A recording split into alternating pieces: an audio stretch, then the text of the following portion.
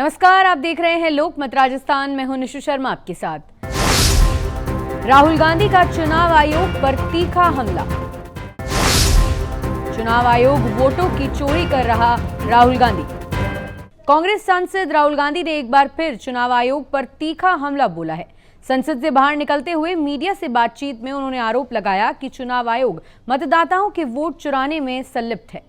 ये पिछले 9 दिनों में दूसरी बार है जब राहुल गांधी ने सार्वजनिक रूप से चुनाव आयोग के अधिकारियों को चेतावनी दी है। राहुल गांधी ने कहा, चुनाव आयोग वोटों की चोरी कर रहा है। हमारे पास एटम बम है, जब फटेगा तो चुनाव आयोग बचेगा नहीं।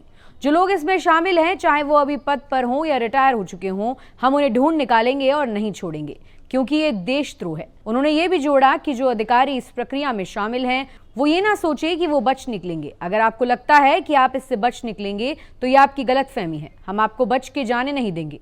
उन्होंने पहले 24 जुलाई को भी कुछ ऐसे ही तीखे शब्दों में चुनाव आयोग को चेतावनी दी थी। राहुल गांधी के इन बयानों ने राजनीतिक हलकों में हलचल मचा दी है।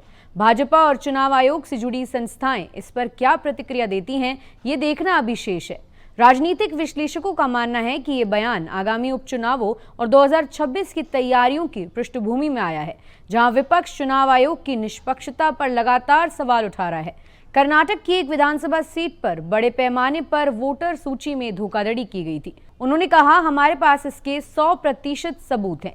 एक ही निर्वाचन क्षेत्र में 50, 60 और 65 साल के हजारों नए वोटरों को जोड़ा गया, जबकि 18 साल से ऊपर के वास्तविक वोटरों को सूची से हटा दिया गया है।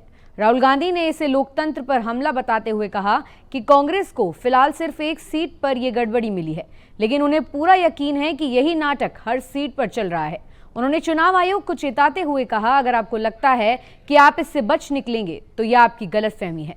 हम आपको नहीं छोड़ेंगे। यह आरोप ऐसे समय में आया है जब कांग्रेस लगातार चुनाव आयोग की निष्पक्षता पर सवाल उठा रही है।